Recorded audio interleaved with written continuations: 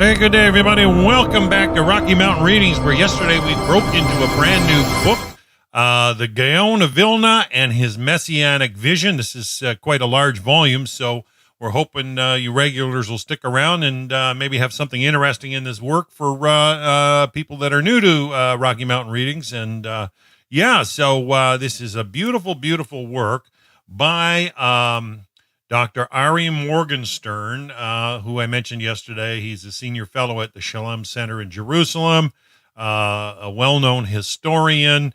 And, we heard some wonderful words yesterday about the setting surrounding the train of thinking in that era in the 1700s and how it followed on the back of the Sabbateans, those that followed Shabtai Zvi in his messianic claims from the 1600s. It just goes to show you even Christianity wasn't the only person in history to claim to be the Messiah and gain a following. But you can see that this was quickly condemned, but still the Messianic thought and Aliyah we saw yesterday, where people make their move back to the Holy Land from the diaspora, how it plays into the belief system of the Hebrew people. And we're going to keep going with Chapter 2 today. Chapter 2 is titled Rising to the Occasion, Aliyah in Advance of 1740. So if you recall yesterday, how Italian Kabbalist Emanuele Hairici, they started to predict dates sometime between 1740 and 1781 that the Messianic era would happen. And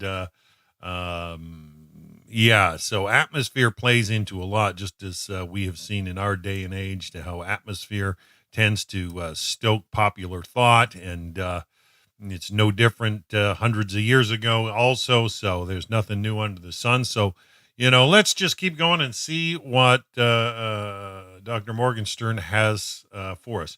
Jewish Jerusalem grows. When Emanuele Hairici moved to Jerusalem before 1740, he did not do so alone. Scores of Kabbalists and scholars of the highest order, along with hundreds of laymen, made their way to the city for the appointed time. In the late 30s, Jerusalem was still recovering from the crisis that had begun in the first 2 decades of the 18th century, which had thinned out the Jewish presence in Jerusalem.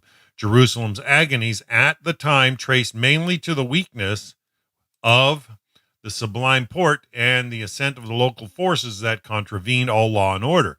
As these forces waged local wars for control of various parts of Palestine, the lives and property of the Jewish population suffered. The Pasha of Jerusalem and his superordinate, the Pasha of Damascus, were locked in struggle. In the course of their contretemps, they plundered and abused the Jewish population by means of diverse taxes and penalties. The debts of the Jews, Sephardim and Ashkenazim alike, attained such levels that the community became unsustainable. The plight of the Ashkenazim, who had reached Jerusalem in 1700, had centered themselves at the courtyard of Judah Hasid, was especially dire.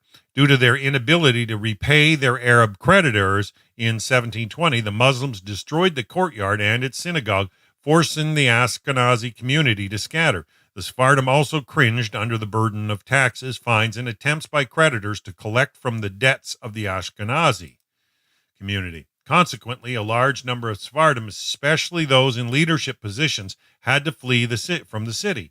The Jews began to reconsolidate only after 1727, when the Pekidai Kushta organization was established to represent the Jewish community vis-a-vis the Ottoman authorities and oversee the Jews' collective existential needs.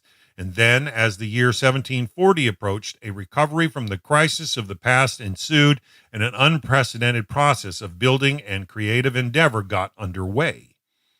All of this within a period of some 15 years. The Jews of Jerusalem had never experienced such a process of awakening and mass immigration in the modern era. Ostensibly, one may credit the growth of the Jewish population during this time to the establishment and activities of the Pekida Kushta alone. This, however, is not the case. Additional factors were behind the massive demographic growth that occurred within the brief interval of less than 20 years. Before we discuss the motive of the Jewish immigrants during this time, we will present the information in our possession regarding the demographic development of Jewish Jerusalem and examine the characteristics of the Aliyah, as Jewish immigration to the land of Israel is called. To accomplish this, we will cite new sources in addition to those in the possession of erstwhile researchers. The diary of the Italian Jewish traveler Moses Chaim Capsuto, who visited Jerusalem in 1733, reports that the Jewish population of Jerusalem at the time was around 2,000 people. Most of those Jews had arrived recently, supported by relatives or living off funds that they had established for themselves before their immigration. They were economically secure even in the long term. In Palestine, they lived freely and had no fear of the local non-Jewish population.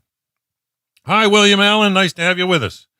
The diary relates, the Jews do not have a ghetto and can live wherever they wish.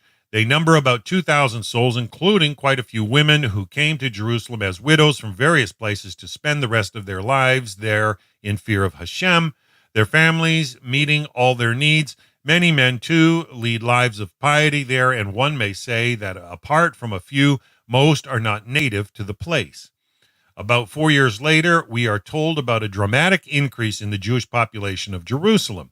Sources from this brief interlude attest to an exceptionally vigorous upturn in the number of Jews in Jerusalem. Too massive an increase to explain merely by the fact that a debt settlement and subventions from the Pekida Kushta had straightened out the Jerusalem community's economic situation. In 1741, according to one of the sources, the Jewish population of Jerusalem came to around 10,000. So it multiplied 5 times. Since the source is a public letter distributed by the Pekida Kushta among the Jewish communities to encourage philanthropy on behalf of the Jews of Jerusalem, one presumes that they overstated the figure. It does not stand to reason, however, that they exaggerated by 200 or 300%. Confirmation of the stunning demographic increase is reflected in the Muslims' attitude of amazement. The Muslims stood like a wall as they watched the city fill with a huge multitude, and as additional houses were built on the outskirts of the city, they consulted with each other and said, "The Jews are multiplying innumerably, and 10,000 Judeans."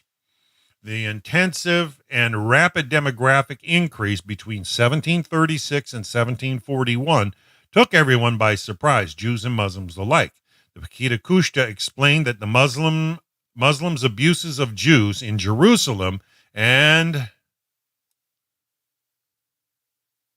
the decrees they imposed on them originated in fear. This is very important. I mean, especially, we hear all the complaints about the Palestinian crisis there in our day and age, but this goes to show that the Jews were growing there couple hundred years ago, 300 years ago almost now. The perceptible increase in the Jewish population in so short a time frightened them. The change occurred so quickly, the Pekida Kushta explained that the rabbinical emissary, David Ashkenazi, who had set out on a mission for Jerusalem to Persia in 1737, was totally unaware of the new situation that had come about in Jerusalem during the subsequent 4 years. Thus, they wrote on December 27th, 1740, to the Jews of Syria. The emissary himself was unaware of the dire woes that multiplied due to the high cost of food, and the inhabitants of the country blamed the noxious situation on the proliferation of Jews. Again, the leaders of the city advised the Jews to expel from their homes a community and sect that lived near the Western Wall. There you go. So you have, them being pushed again, even nearly 300 years ago. From the Jewish standpoint, the writers describe the salutary influence of the Jewish demographic growth in Jerusalem on the rejuvenation of their society, despite the economic and political problems that it had occasioned.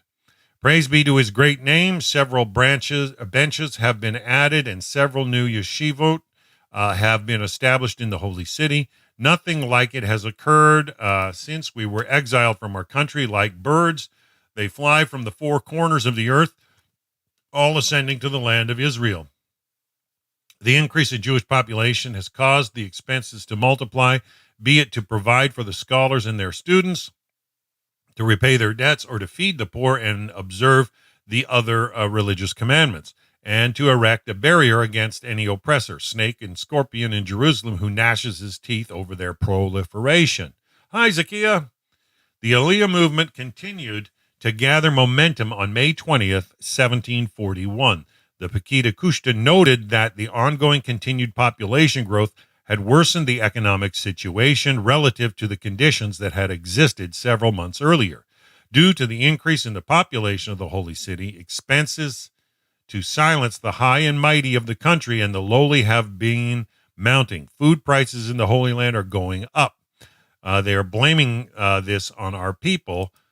They hiss and gnash their teeth to destroy our people and drive them out of the country. The Aliyah movement, as stated, came from the four corners of the earth. Most immigrants were Sephardim from the countries of the Ottoman Empire. Interestingly, a group of conversos arrived from Portugal. Their immigration prompted a halakha debate in regard to public leadership, i.e., does the halakha allow members of this group to be appointed to leadership posts? After all, according to the halakha, only persons among your brethren should receive such appointments.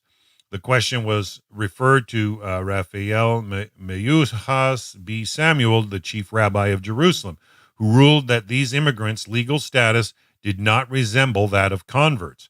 Despite the way of life that they had adopted in their surreptitious existence as conversos, they were, after all, Jews at root.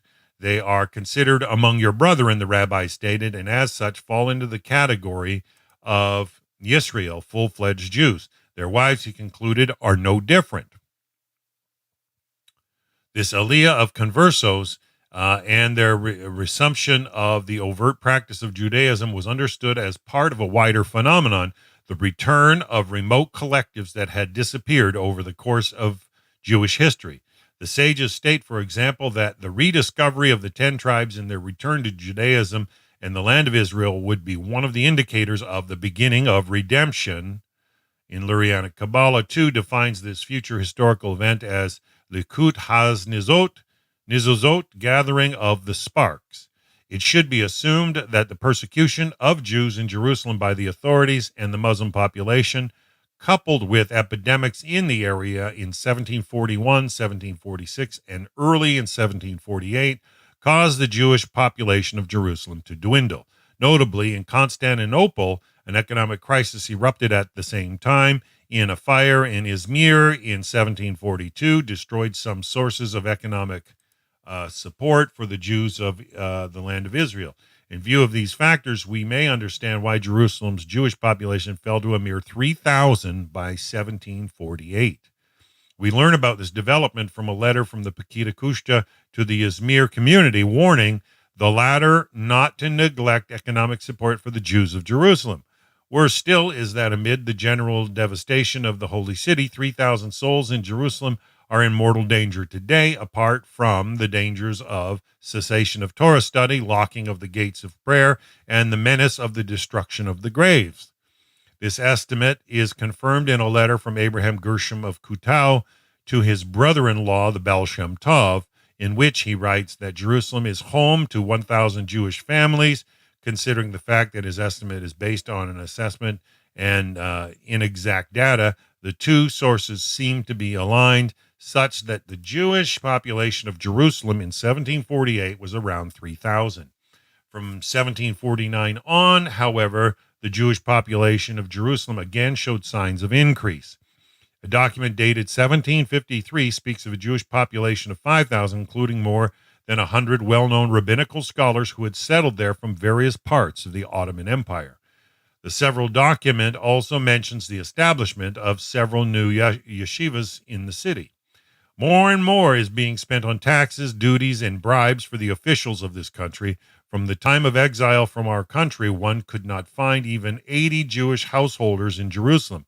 But today, more than 5,000 Jews have come and settled there from the four corners of the earth, all of them poor, and 6 or 7 yeshivas for more than 100 religious scholars and functionaries have been established in Zion. The increase in their numbers have caused prices to rise, and we have taken account of your request to restore lost glory and reinstate the tax benefit for all householders in our city. That was Shivat 5513, or February 1753. Hey, Ashley G., glad to have you with us. The dramatic increase in the Jewish population of Jerusalem at approximately 1740, the middle of the 18th century, is evidenced not only in direct statements, as we have seen, but also in indirect ways. The demographic growth was reflected at the practical level in the Jewish population's spiraling daily needs. As the foregoing source explains, as of 1753, 6 or 7 new yeshivas had been recently founded. The trend continued, according to another testimony. In 1758, more than 500 young boys attended Talmud Torahs, or religious schools, in Jerusalem only. Notably, this estimate is understated because it refers only to boys in a specific age cohort and omits the girls altogether. Documents from the records of Sharia court in Jerusalem, recently published by Amnon Cohen, also confirmed the significant increase in the Jewish population of Jerusalem at this time. The Jewish population of Jerusalem at this time, naturally, when a population increase, so does the number of deaths that occur in it. Indeed, the record of Jerusalem Sharia court document legal disputes over space for the Jewish burials in view of the Jews' growing needs. At the beginning of the period, in 1745, such a dispute erupted between the Jews and the inhabitants of a village of Silwan in regard to the boundaries of the Jewish cemetery on the Mount of Olives. The triggering factor was the Jews' wish to exercise their leasing rights to the lands, something that had not been necessary until then. Such clashes reoccurred throughout that period. Other documents describe legislation or litigation over the Jews' right to install gravestones in the disputed area. They tell us en passant that between 1760 and 1780, the Jews erected 1,000 tombstones on the Mount of Olives each year, completing the compound of the 4 Sephardi synagogues in Jerusalem. The practical expression of the increase of the Jewish population in Jerusalem was the need to establish additional synagogues at the compound known today as the 4 Sephardi synagogues in the middle of the Jewish quarter. Although we have no source that indicate exactly when these synagogues were built, archaeological and architectural findings demonstrate that the first two, the Yochanan ben Zakkai synagogue, also known as the Kahal Gadol, or the Grand Espanol, and the Talmud Torah synagogue, more popularly known as Eliyahu Hanavi, the prophet Elijah, date from the early 17th century. From this point of departure, and according to historical documents, we conclude that the other synagogues were built around the year 1740, corresponding to or approximating the time of a large influx, which created a natural need for additional places for worship. It also stands to reason that these synagogues had any number of minyanim, prayer quorums, for each of the daily services. The Talmud Torah, Eliyahu Hanavi synagogue, was not situated in a building of its own, but in part of the Yochanan ben Zakkai synagogue courtyard. It served as a place of study and a Talmud Torah for the boys of Jerusalem. The structure seems to have been roofed with wooden beams only. Therefore, the authorities did not consider it a synagogue building from a legal standpoint. For the Jews, however, it served as a full-fledged house of prayer. They worshipped and performed the public Torah readings there, and in the Yochanan ben Zakkai synagogue years later, the same method was used to establish 2 additional synagogues in the compound of Yochanan ben Zakkai synagogue courtyard. The middle synagogue, also known as Kahal Zion, and the Istanbuli synagogue, the most recent of the 4. As stated, we have no direct evidence concerning when the last 2 synagogues were built. To clear up the issue, we cite a bylaw of the Jerusalem Sephardi community that discusses the order in which these houses of worship were built. The bylaw, written down in late Tammuz 5562 or August 1802, systematizes the aliyot, the sing aliyah being called to read from the Torah during public worship of newly arrived immigrants or pilgrims in Jerusalem, to ensure that none of the synagogues be deprived of revenues from the donations of those who received aliyot. The bylaw states that aliyot should not be based on free choice. Instead, they should be channeled in a predetermined sequence to each of the four synagogues in order of their seniority. The phrasing of the bylaw clarifies the chronological order in which the four synagogues were built and allows us to establish that the Istanbuli synagogue was built 25 years after the Middle Synagogue. Whereas it has been the custom here in the holy city of Jerusalem may be swiftly rebuilt since time immemorial in bygone years for people who come from abroad to exercise the privilege of living in our land or making pilgrimage thereto, the custom is that in the first year of their stay, they ascend to the Torah first in the large holy congregation of Yochanan ben Zakkai, and afterwards in the holy congregation Talmud Torah, and the newly settled in the holy congregation known as the Middle, and afterwards the gallery outside that is known today as the holy congregation of the Istanbulis was settled and has become a congregation in itself. It has been established by law that the guests of the highest standing shall also ascend to the Torah in the two aforementioned congregations, the Middle and the Istanbuli synagogues, after they ascend first at the great congregation and afterwards in the holy congregation. This is meant to prove that the aforementioned Middle Holy Congregation was established and became a holy congregation 20 years before the aforementioned gallery of the Istanbulis. As for determining exactly when the Middle Synagogue was established, the architect David Capsuto found on the basis of the diary of Moses Chaim Capsuto of Florence that it was already in existence in 1733. Capsuto, describing the synagogues after having visited Jerusalem that year, reports one central synagogue in Jerusalem and two additional quorums next to it in the adjacent courtyards. Although the structures were not roofed, each had a holy ark and conducted services in their prescribed order day in and day out. The diary relates 20 years after the Middle Synagogue, as I have shown, was founded in 1753 at the latest. On the basis of a document in the Pinkas Kushta records of the Pekida Kushta, one may understand that by 1741 it was necessary to prepare a location for another synagogue in addition to those already existent, and the authorities gave this plan their tacit consent after receiving hereby hefty bribes. In other words, the beginning of activity towards the establishment of the Istanbuli synagogue coincides with the large influx of Jews to Jerusalem prior to 1740. Despite the ban on the construction of new synagogues in Jerusalem, the large expenses that the matter entailed, and the concern about the depletion of revenues for the people's basic survival if additional fundraising for the construction of the synagogue were to take place. The Pekida Kushta realized that the project preparing the courtyard for the construction of another synagogue had to go ahead. Thus, they wrote to the rabbis of Jerusalem on January 10th, 1741. In regard to the synagogue, a letter was written including written remarks relating to this very issue. The population of the holy city has been growing. There are so many new residents that the old synagogue is no longer large enough to allow for the worship of God with the proper intent. Thus, another synagogue has to be established in Zion, a very expensive proposition between Rosh Hashanah and Yom Kippur. A letter came into our possession about the Muslims who have developed or deployed to fill their throats. Upon hearing this, we despaired and do not know what to do. After we report and advertise all the woes of the holy city, where will we muster the strength to request a donation for a new building?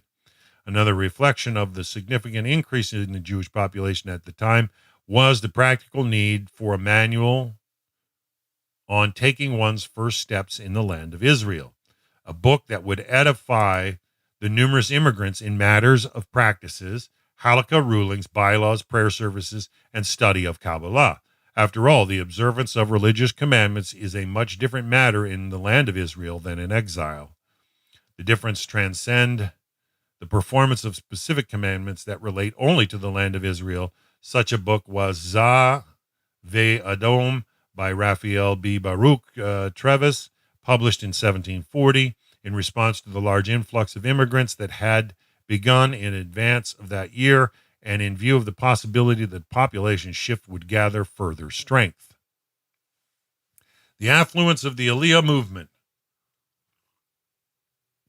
Although we already noted several characteristics of the migration that occurred in the years surrounding 1740, it is worth emphasizing them briefly in order to appreciate the motives that prompt the influx. One of the most significant characteristics of the migration was its lack of push motives. Thus, it was not a mass immigration of poor Jews who wished to improve their economic situation and obtain subsidies by living in Palestine. On the contrary, many of the immigrants, including some of the most outstanding rabbinical scholars of the generation, were well off. These affluent immigrants did not need economic support. Before they immigrated, they established funds in order to cement and assure their economic viability in Palestine. They even paid various taxes before they immigrated. The aforementioned traveler, Moshe Chaim Capsuto, explicitly noted the immigrants' financial viability, and a totally neutral source also conspicuously alludes to this. The source at issue is a letter from Izmir to the communities of Western Europe after a great fire erupted in that city on the night after July 19, 1742, wiping out entire neighborhoods, including the community's 13 synagogues. Convenient. Thousands of Jews were left homeless. Many of them migrated to other communities in the Ottoman Empire. Some of those who had already moved to Palestine were affected by the blaze. They had left behind funds to support themselves and assure their future. Now, due to the fire, this economic mainstay was destroyed. Many were eager to establish their residence in the lands of the living and left everything they had in the hands of the Izmir Kollel, its administrators and officials, shepherds of the flock over the holy, the virtuous of Jerusalem. They handed over all their acquisitions and possessions in order to qualify for secured loans, as are conventional there, a fixed sum per year for the support and sustenance, and to send to the land of Israel. May it be built and established and settled in the vicinity of Jerusalem. The proceeds of the immigrants' funds were not the only financial casualties of the conflagration in Izmir. Funds that had been established by the wealthy of Izmir for the support of the yeshiva in Jerusalem and the rabbinical scholars who attended them also went up in flames. Some of them are worthy people, generous benefactors who pledged to heaven everything they owned, their souls and bodies, and entrusted the Hekdesh, or the pledge, funds to the officers of Izmir so that the annual proceeds would be used to support the scholars of the yeshiva, the elite of Zion and Jerusalem. And now the Jews in the land of Israel cry out in anguish, for the food has been torn from their mouths. The immigration of wealthy people who had taken pains to assure their economic future in Palestine and had even pledged some of their wealth to upkeep the yeshivas in the land of Israel, and the scholars who attended them thoroughly, refutes the premise that the immigrants as a class moved to Palestine in order to qualify for welfare. Rami Yisrael, who several years ago marked and documented the history of the Mount of Olives Cemetery before its designation as a national site, found that many tombstones of members of the 18th century Sephardi community are immersed, some weighing a ton or more, and is described at a superb level of quality. This, he says, indicates that the community was well off at the time.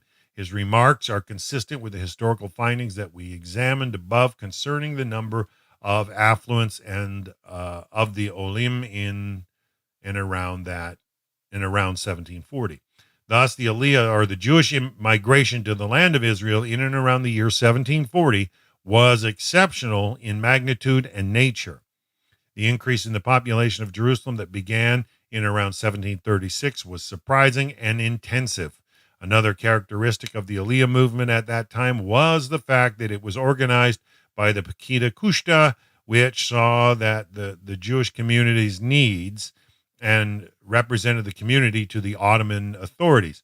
After it was established and activated in 1727, the terms of absorption improved, and the flow of olim from sundry regions increased even more. When Chaim B. Moses Attar made Aliyah in 1741, he encountered an organized group of immigrants from Poland. As I show below, he himself had come to Palestine as the leader of a group of students and had made lengthy and thorough preparations before setting out. Notably, the office of the Pekidai Kushta also administered the immigration of individuals, families, and groups. Each summer, it hired boats to regulate the flow of immigrants and pilgrims. By 1750, the Pekida Kushta already found it necessary to regulate the flow. They accomplished this by imposing a tax on the immigrants, an act meant, on the one hand, to limit the number of would-be immigrants so as not to weigh on the economic support already being given to the Jews of Palestine, and on the other hand, evidently to leverage additional revenues for their activities. The establishment of 8 new universities in Jerusalem before and after 1740. Demographic increase was not the only phenomenon related to that era. Another was the establishment of new yeshivas in Jerusalem in the very brief span of 15 years. Until 1737, the city boasted only one yeshiva, Bet Yaakov. Visiting Jerusalem in 1733, Moses Chaim Kapsudo found this yeshiva and it alone. About 4 years later, the surging needs related to the onset of immigration movement led to the establishment of another yeshiva, Neve Yaakov. This happened in 1737. In the wake of fundraising by the rabbinical emissary Judah B. Amram Dewan in Constantinople, the Pekida Kushta, mobilized for this task with the assistance of Isaac Dimeo, perceived the establishment of the new yeshiva in Jerusalem as a historical event that augured the beginning of a turning point in the status of Jerusalem. They alluded, that's key to note, especially for those who want to argue for the Palestinians today. I'm going to highlight some of this stuff because it's relevant. They alluded to this in the bulletin that they circulated among the Ashkenazi communities, urging them to support the yeshivas. Jews have returned to their borders, praise God, and the country is filling with scholarship. Today, scholars and learned rabbis are proliferating in the holy city. A new yeshiva composed of several rabbinical scholars has been established in addition to the old one. In 1741, 4 years after the new institution was founded, several additional yeshiva were set up in Jerusalem due to the upturn in immigration and the increase in needs. At the present time, after the country has fallen quite quiet and filled with scholarship, praise be his great name, several benches have been added and several new yeshivas have been established in the holy city. Not since the exile from our country has such a thing occurred. Baruch Hashem. Since the writer does not explain which yeshiva are at issue, one may conjecture that he is referring to the last 2 that were established during those years.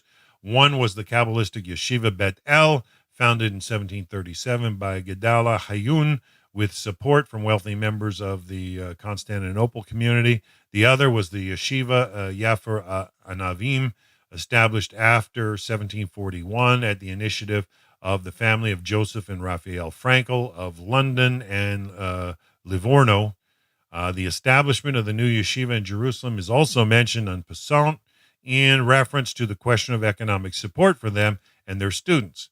The contents of the lamentation that were expressed in the aftermath of the fire in Izmir in 1742 imply that financial support of Jerusalem's rabbinical scholars was well organized. In Izmir, for example, funds were established for this purpose with revenues from broad Jewish circles across the Ottoman Empire and in Italy. Thus, the lament over the damage caused by the fire states this country, the holy community of Izmir, whose merchants were all princes, are all solicited for charity to hoist the banner of Torah. They kept fed the undistracted rabbinical scholars in Jerusalem, and some pledged all their material possessions, their souls and their bodies to heaven to keep the scholars of the yeshiva provisioned. As time passed and the existence of yeshiva in Jerusalem became a sustained phenomenon, financial support of these institutions became a common practice. This is inferred from a descriptive account dated April 9th, 1748, in which the Pekida Kushta referred to an estate pledged by a physician, Nathan Noah, to Yeshiva Neve Shalom in Jerusalem. And today, in all large towns that make some pledge to some yeshiva in the holy cities, they all deposit their money with us, and the scholars live off the annual proceeds. Another yeshiva established during this period was Havarim Shavim, founded in early 1741 by Emmanuel Hairichi. For the purpose of establishing it, he acquired one of the ruins of Jerusalem and went heavily into debt in order to renovate the building and adapt it to its purpose. To repay the debts and finance the operations of the yeshiva, Ricci had to travel to Italy to raise funds.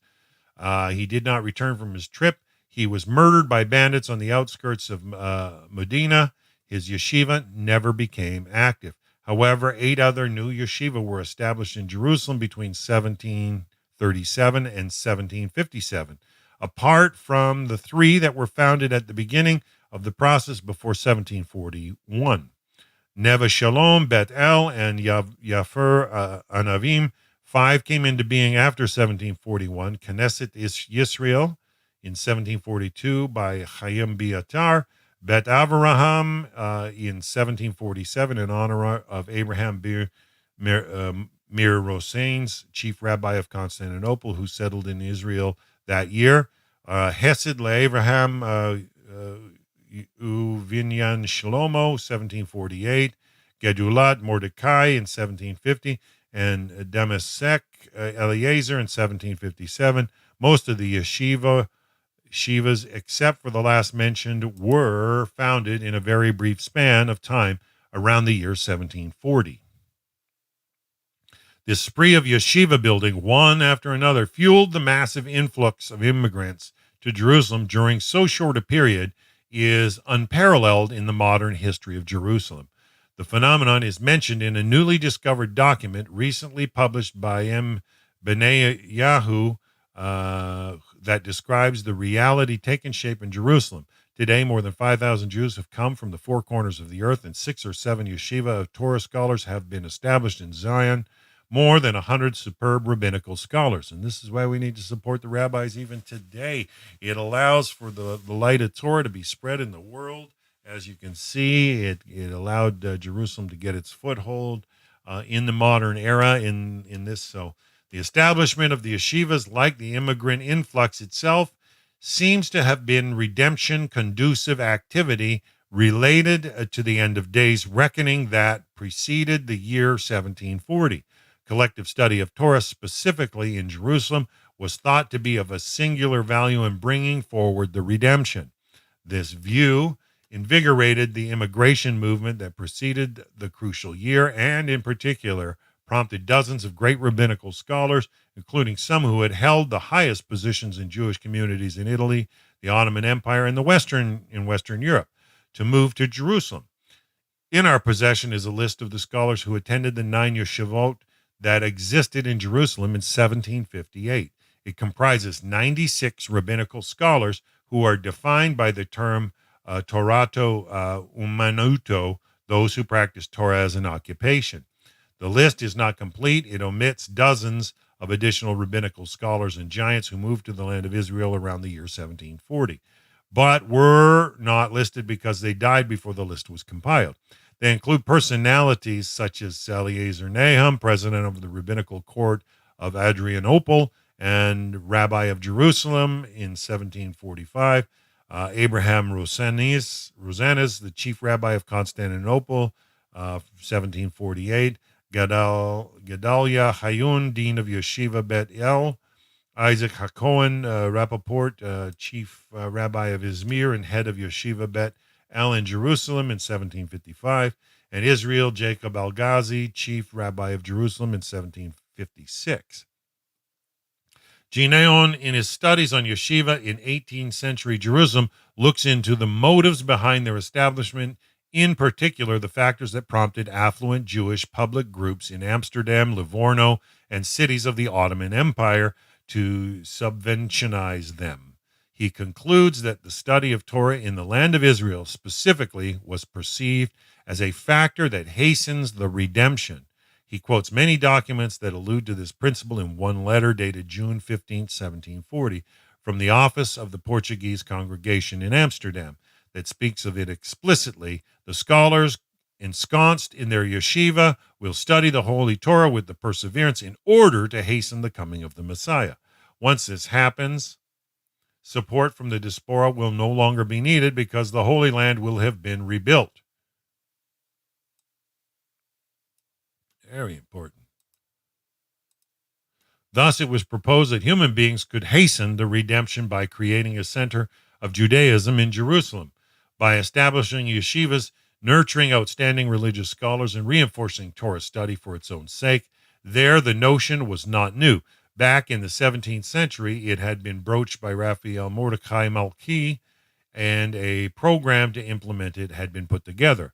Malki's kinship relations with the Hagiz family and with the Hezekiah B. David de Silva, head of Yeshiva Bet Yaakov in Jerusalem, left no doubt that his ideas would be disseminated among and accepted by householders in the diaspora and scholastic circles in the land of Israel, particularly in Jerusalem. In the manuscript of his commentary on the Torah, Raphael Malki describes a personal experience that led him to conclude that the Jews should establish Jewish centers in Jerusalem, patterned after the Sanhedrin. If this were done, he said, the redemption would follow. The task, he continued, would be a partnership between rabbinical scholars who would disseminate Jewish teachings and diaspora Jews who would subventionize the project. He thus he describes the experience and the conclusions he drew from it.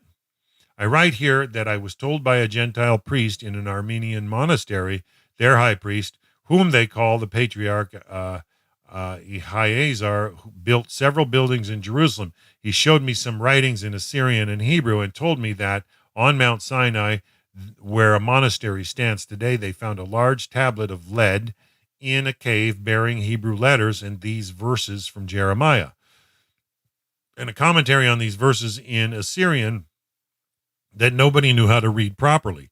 They searched the whole world to find out how to read it, and they discovered explicitly that at the end of days, the Semites will demand Jerusalem from all places around the world where they have been living, and they will appoint 70 of their men plus one to be in charge of them each year. And from their countries of residence, they will establish an academy comprised of 70 sages plus one, which is what the Sanhedrin was. Yeah. Then the Holy One will lift many wealthy householders out of their woes and deliver them to the land of Israel, where they will dwell. When this corrective action will take place, that when the Semites in all corners of the earth demand Jerusalem and one of the giants of the diaspora becomes its leader, each and every year the redemption will be imminent.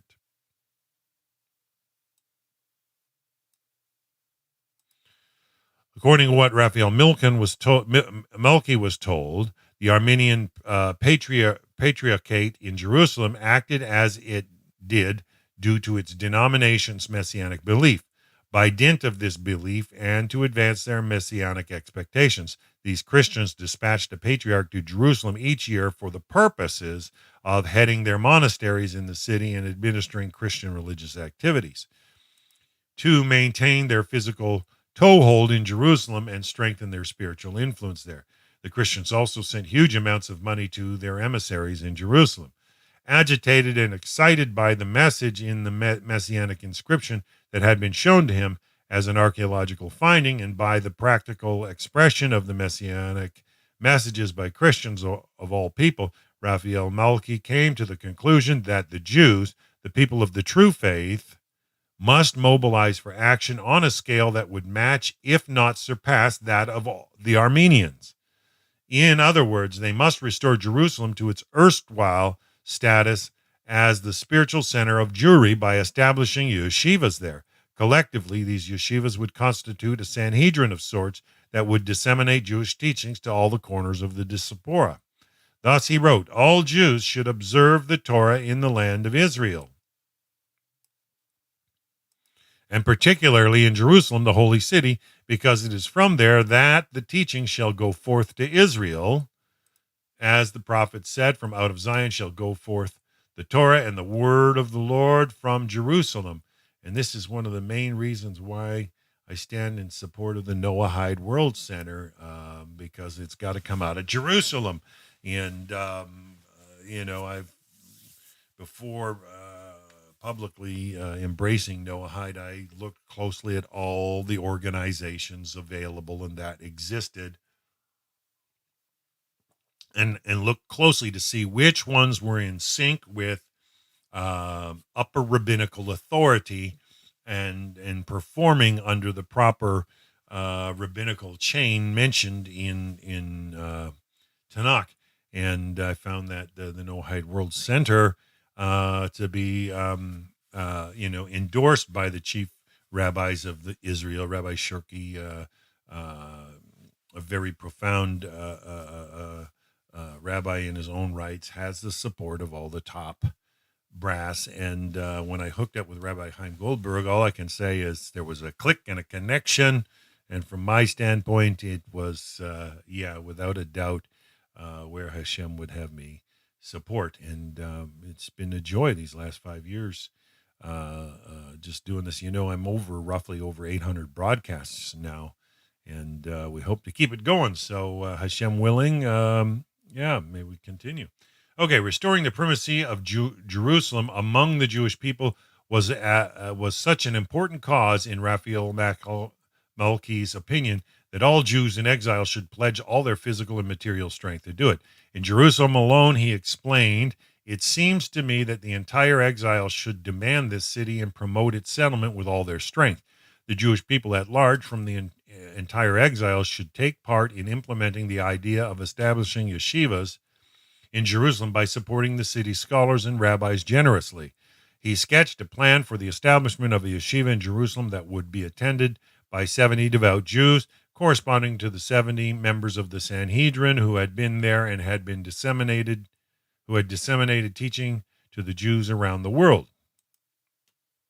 Presumably, these views of Raphael Malki's were commonly held during the period of concern to us. 3 of the greatest Kabbalists of the middle 18th century are associated with the idea of the study of Torah in Jerusalem. Lurianic Kabbalah, in particular, is of value in promoting the redemption. The 3 are Moshe Chaim Luzzatto, the Ramkal, Chaim Abdulafia, the chief rabbi of Izmir, and Chaim Biatar, author of the Or HaHayim. The Ramkal makes aliyah. Moses Chaim Luzzatto, who died in 1744, he was born in Padua, Italy, is one of the towering figures in the 18th century Jewish history. In 1727, at the tender age of 20, Ramkal reported that he had been granted a divine kindness reserved solely for unique individuals of immense psychological power and uncommon credentials. Mighty and exalted secrets of the occult, he reports, were revealed to him by a Majid, an informant from heaven.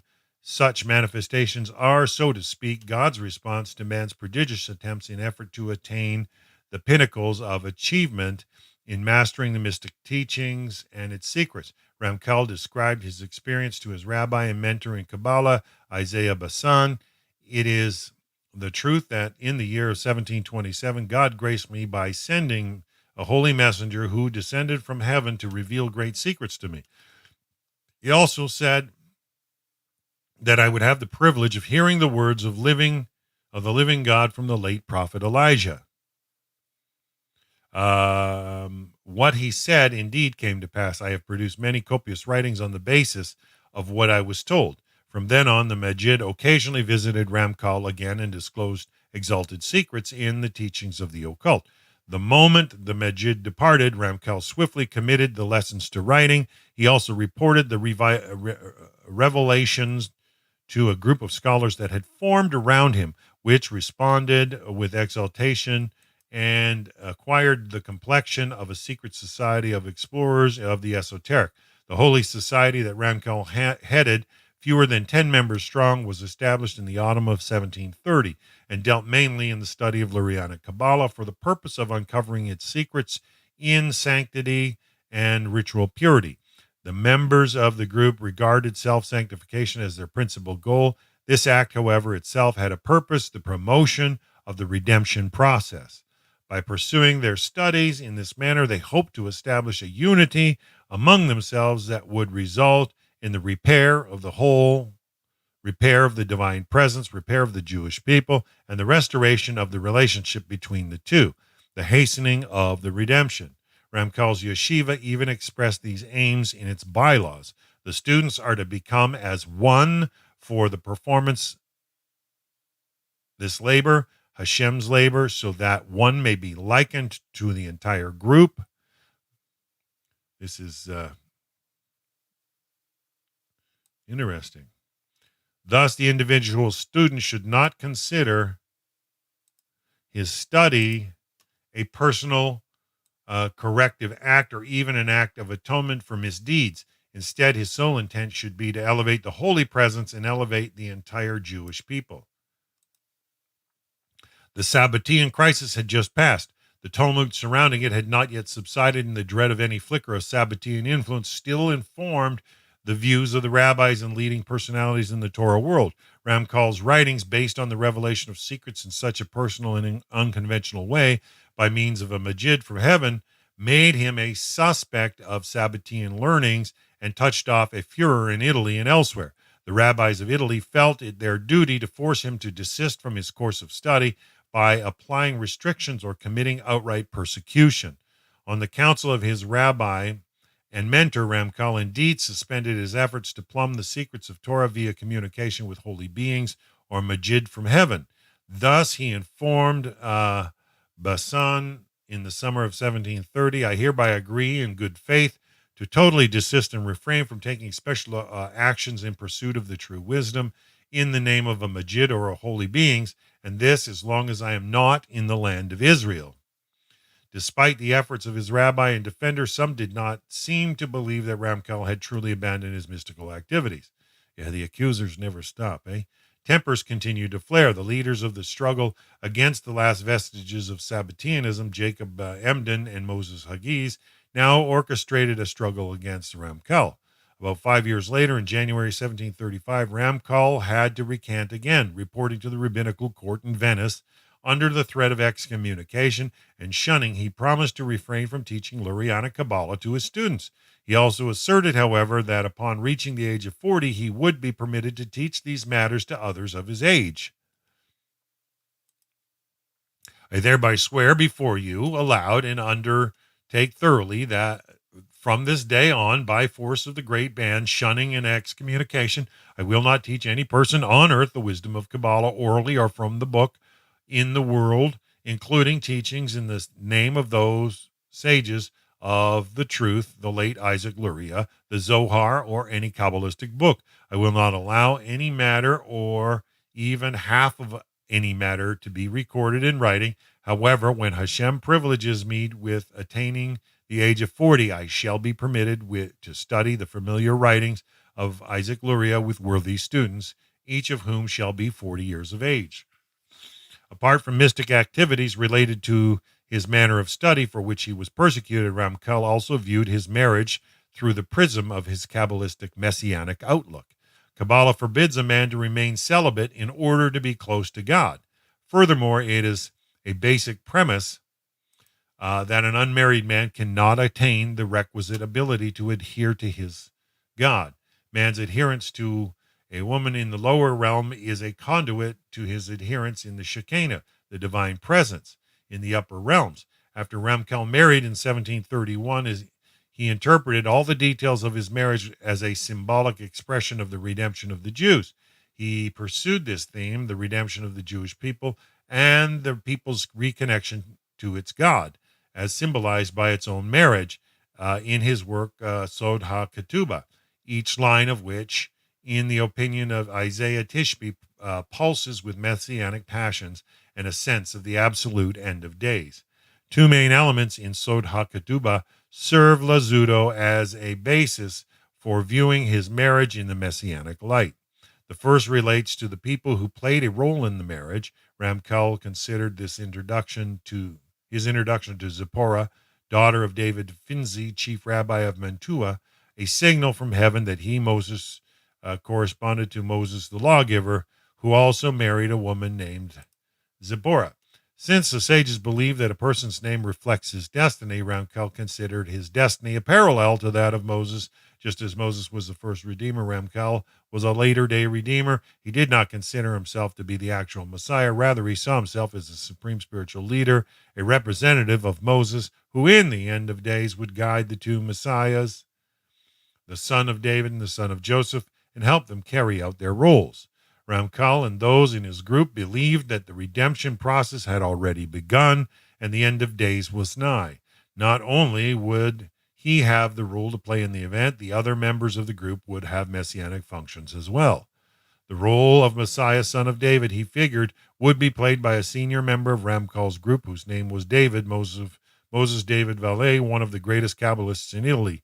In 1730, Valle asserted in his own Kabbalistic writings that the Messiah would reveal himself publicly in the coming year of 1731, or in the year of 5491. He will illuminate the world, for the Holy Spirit began to pulse in him that year. 1730, and the nations walk by his light, and the kings by the aura of his luminescence, as is written, for their instruction shall go forth from me, from Isaiah 51:4. The second element of concern to Ramkal in Sod HaKetuba is the timing of his marriage.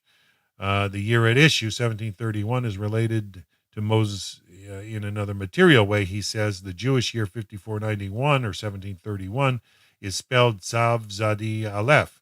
The resulting word, tzidzi, lends itself to interpretation by means of a notricon adduced from the issue of one's marital relationship with an Eshat Yafat Toor, a woman of godly form, who is captured in battle as discussed in the Torah portion Kitzitzi.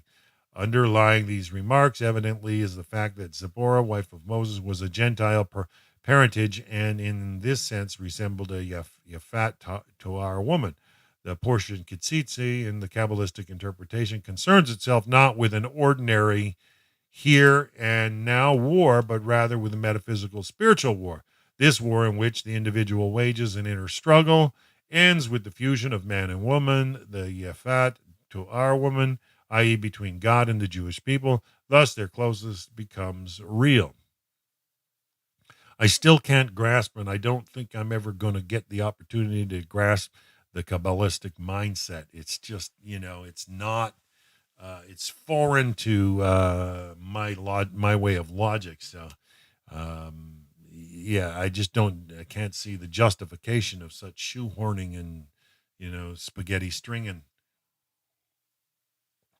Based on this understanding, Ramkal views his marriage relationship as a symbol of redemption of the divine presence in the upper realms. It is precisely at the time when you go forth, Kitsi, to battle against your enemies. It is stated that you should go forth in several battles against the forces of evil in order to extricate the holy divine presence from the place to which it descended during the exile. Then you will see among the captives a woman of godly form, none other than the bride of Moses, and as the Torah continues, she will be your wife. According to sources discovered and researched by Isaiah Tishby and Mir Benayahu, Ramkal continued to pursue his mystic messianic avocation, despite the restrictions of the rabbis of Europe had imposed on him. The members of his group, too, continued to churn with messianic ferment, irrespective of the persecutions and bans. Everybody got that ardent desire for the forbidden. In December 1734, his writings, based on the secrets that he claims the Majid had revealed to him, which he had stashed away and deposited in Italy in a metal box, came into the possession of Jacob Hakohen, chief rabbi of Frankfurt. The rabbis of the city, learning from experience, did not think it sufficient to proclaim a new ban on Ramkal's activity. Instead, they ordered his writings to be burned. Some of his works were indeed put to the torch. Most were buried in Frankfurt in 1737. Now, apparently concluding that he could no longer remain active anywhere near his hometown, Ramkal left Frankfurt and moved on to Amsterdam, where he seems to have kept his word and refrained from teaching Kabbalah. During his 7 years in Amsterdam, 1735 to 1743, he polished gems for a living. Yes, he was a gemologist, and published, among other things, his ethical work, Mesilat Yesharim, which we actually went through the course, The Path of the Just, Mesilat Yesharim. However, he continued to study Kabbalah and write books on the topic. Heaven forbid that I should neglect it for even 1 hour. He wrote to Isaiah Bassan in January 1736. Indeed, it was hard for Ramchal to refrain from involvement in practical mystical action at so crucial a time. In 1743, he moved to the land of Israel, where he was absolved of his commitment to be passive and immobile. Notably, in the early phases of the persecution against him, several acquaintances suggested that he relocate to the land of Israel in order to dispel the controversy surrounding his Kabbalistic pursuits. Although he had accepted this idea back in 1730, he would have to engage in lengthy preparations in order to carry it out. He spoke of this option with his rabbi, Isaiah Bashan. I, too, have already determined with God's help and deliverance to go to that goodly land, the land of holiness. It is true that I cannot do this from one day to the next, but I hope it will not take years, and if God wishes, it will not take many months as well. We noted the general view of Torah in the land of Israel was unique relative to Torah anywhere else in the specific notion that the study of anything in the canon, including mysticism, and in particular Lurianic Kabbalah, carries a special quality in the land of Israel. This aside, Ramchal had additional specific motives for making Aliyah. Underlying his quest, one may presume, was his wish to merit the revelation of Torah secrets by means of heaven-sent informants in order to hasten the redemption, especially since the year 1740 was approaching. The belief that man should attempt to bring forward the redemption to restore the bond between the Jewish people and its God by his own exertions finds expression in the following excerpt that was spared from destruction.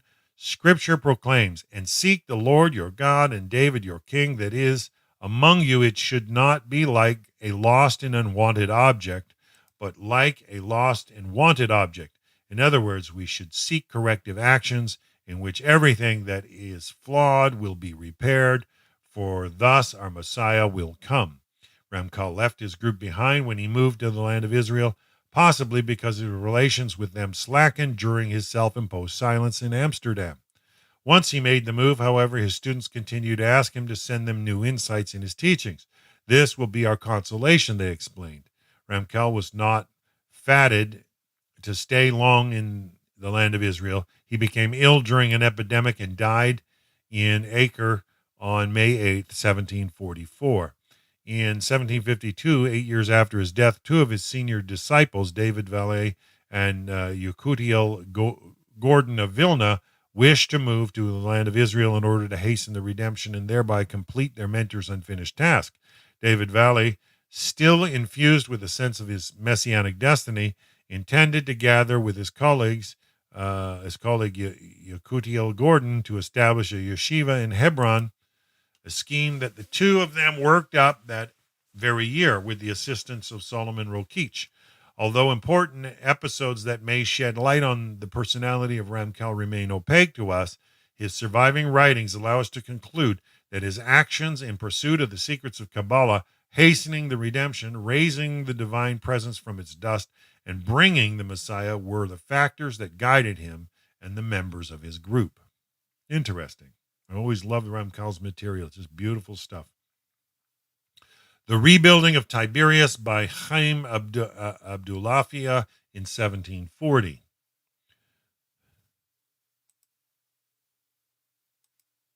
The second Kabbalist of note in this part of the discussion is Chaim Abdullafia, one of the greatest rabbis and Kabbalists of Izmir.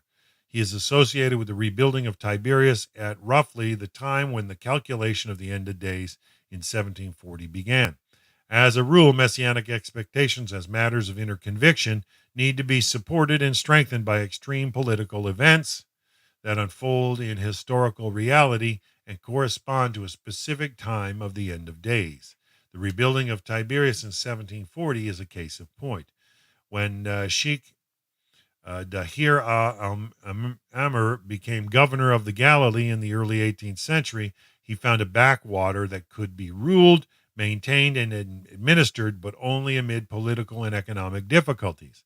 To succeed, he had to pull off a radical transformation that would make the region important and central. Although Tiberias had geographical potential as capital of the Galilee, it had been lying in ruins from 1660 when an earthquake had driven the Jews out of town into 1740. It would be hard to revitalize the town using readily available means. An outside player who could attract new settlers had to be brought in.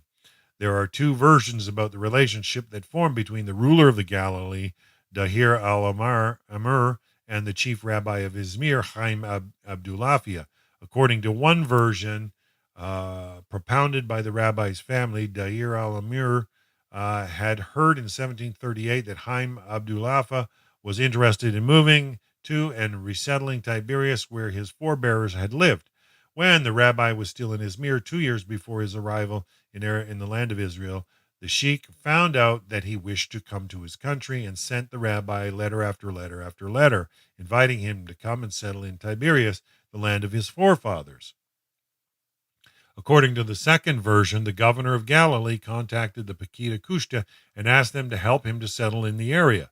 The officers, the Pekidim, referred the governor's appeal to the Jewish communities of the Ottoman Empire, and Chaim Abdullafia answered the call. Jacob Barnai, describing this affair, stated that Chaim Abdullafia and his group responded as they did, agreeing to settle in and rebuild Tiberias in 1740 due to their powerful Messianic focus and anticipation of the redemption.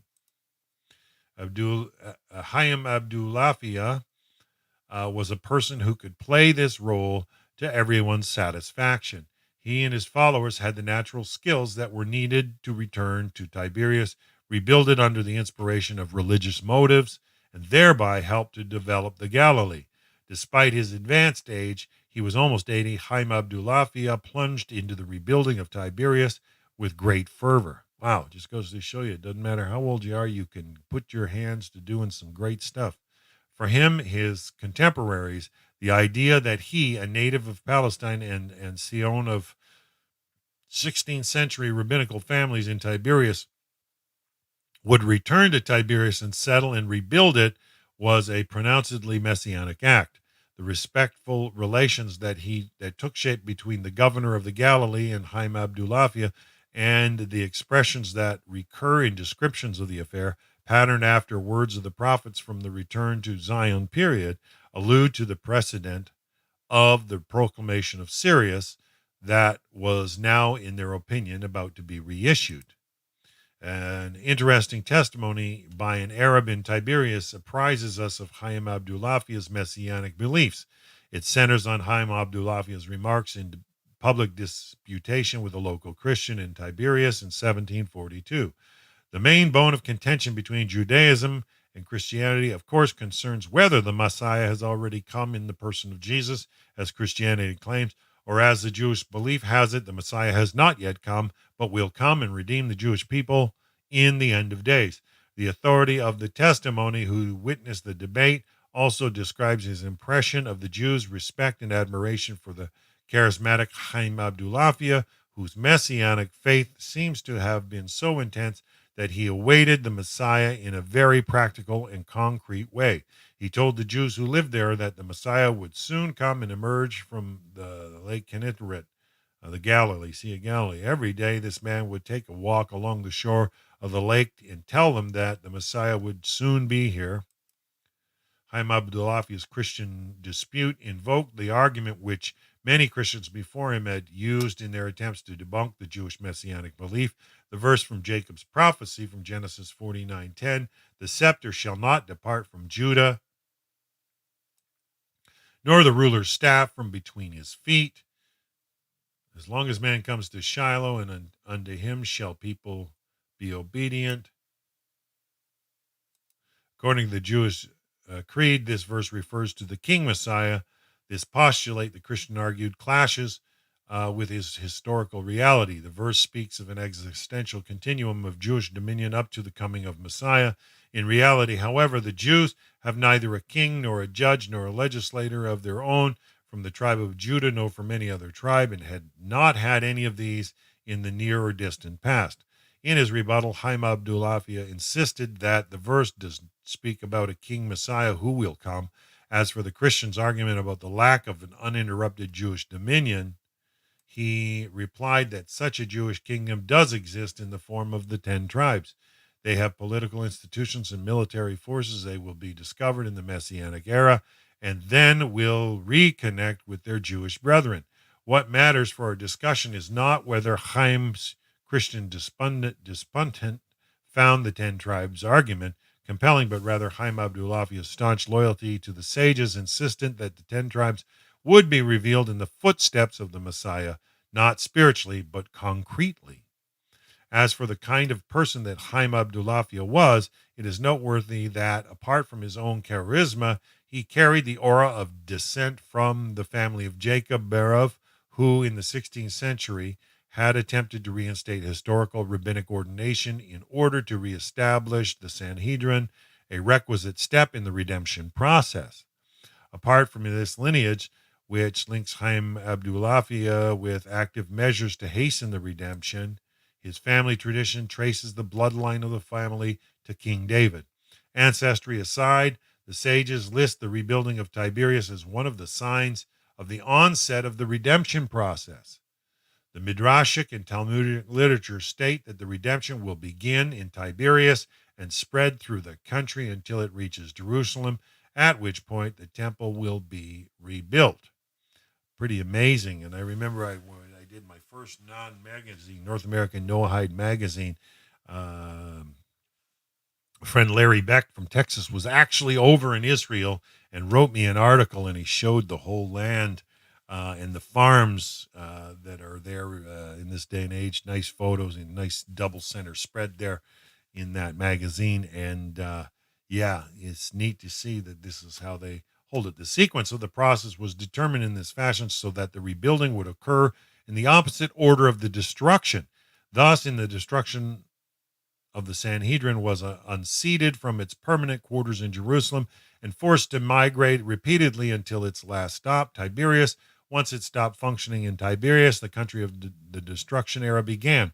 Notably, this tradition is a fundamental in the Messianic creed. Keep that in mind. Maimonides, in his Laws of the Sanhedrin, determines the order of redemption process in precisely this way and thereby establishes it as halakha.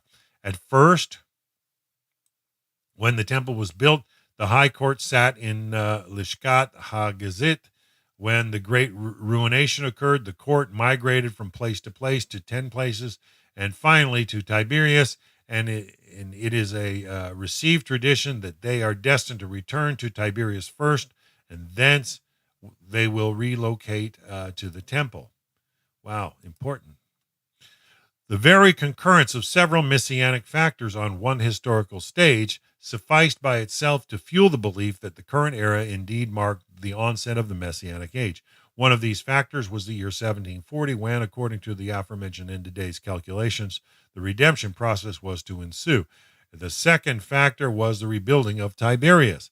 Notably, the fact that a non-Jewish governor instigated the matter recalls Cyrus's proclamation, and it also expresses the prophetic promise that the Gentile nation will help the Jewish people return to Zion in the end of days.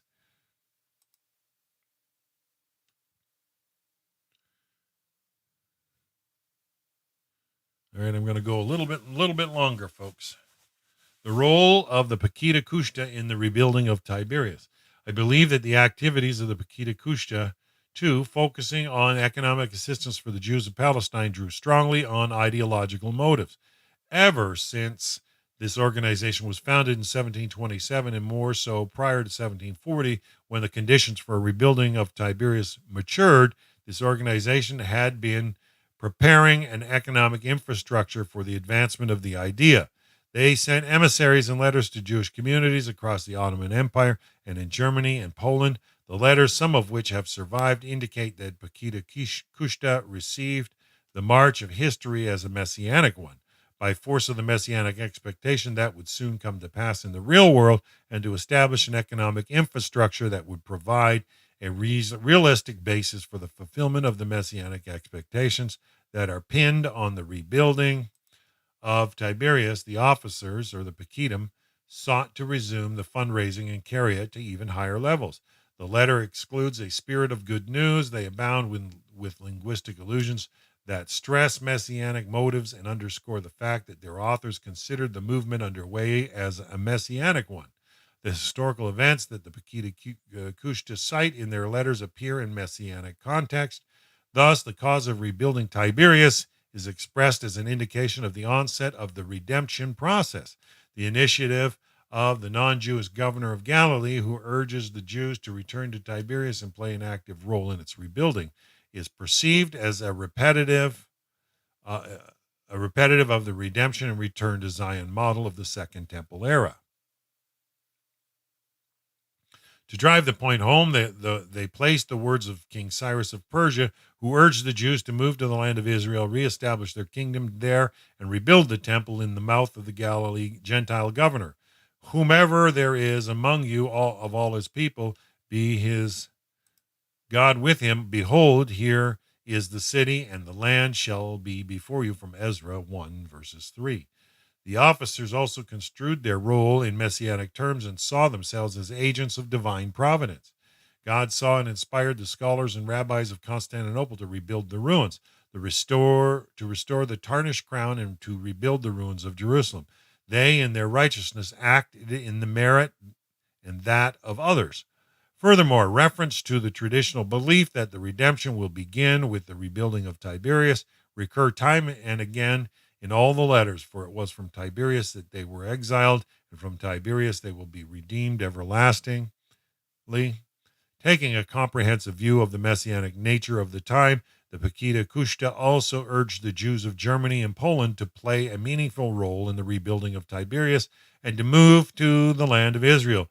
To calm them, they promised not to force them to accept the authority of the Sephardi Halakha after settling in the land of Israel. Instead, they would enjoy cultural and religious authority and be allowed to continue maintaining their Ashkenazi customs. Every man and woman among the Jews of Germany and Poland who decides to go to the land of Israel is welcome to come, enjoy, partake of its fruit, satiate themselves with its goodness, and worship there following their local customs. The recipients of these letters responded enthusiastically and in full faith. Describing the recipients' responses, the writers also insert linguistic allusions that stress the messianic significance of economic support for the Jews of the land of Israel at this particular time in its divine origin, and the entire nation replied, saying, "Everything that God has said shall we perform and heed." From then on, each and every year, the townspeople have been sending their shekels to the Pekida Kushta, and God has helped them by inspiring the great and mighty king to be kind and gracious to them. Zimrat HaArez speaks explicitly of the rebuilding of Tiberius as a pronounced messianic event. This book describing the history of the resettlement of Tiberius was written by the son-in-law of Haim Abdullahia, Jacob Berov II, and was published in 1745 in Mantua, Italy. In its introduction, the book likens the recent period of desolations in Tiberias to the 70-year interval between the destruction of the First Temple and the construction of the Second Temple. By extension, the rebuilding of Tiberias is akin to the onset of the era of redemption. For the past 70 years, the city was ruined, desolate, and unpopulated by its sons. In the foreword to the book, the editor expresses its idea in so many words.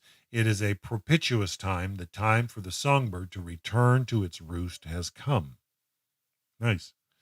The rebuilding of Tiberius and the messianic expectation that accompanied it piqued the messianic yearnings of the Jews in the Ottoman Empire and Western Europe. As I show below, when Haim Biatar reached Italy en route to Palestine, he knew what Haim Abdullahia had been doing in regard to Tiberius. When the two men met in Tiberias in 1742, shortly after Haim Biatar had settled in Palestine, Haim Abdullahia invited the former to join him and establish his yeshiva in Tiberias.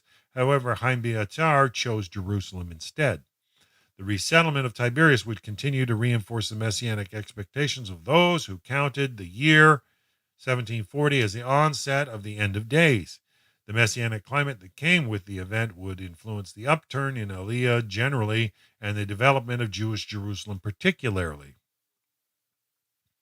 You know what? I think that's probably a good place to stop for today.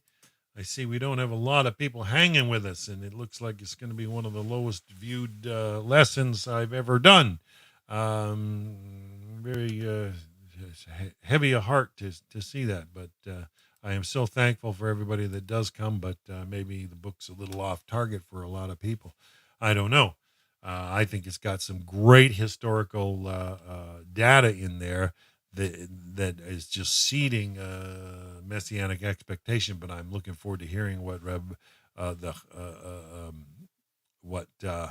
what the Vilna Gaon has to say about his messianic vision. I mean, we've been hearing about a couple other rabbis, and I think he's just painting the setting for us to understand certain concepts. So it may seem a little bit drone, but we're already 14% into this book, and it's a big one, and I don't like to start something and not finish it. So please like the video, share it on social media. I don't know what else to say. I do my best to try to put on something that works, and we hope you all enjoy it. But we will be back tomorrow with Rocky Mountain Readings. I'll be back to continue in the wonderful work on the Gaon of Vilna and his Messianic vision. Have a nice day.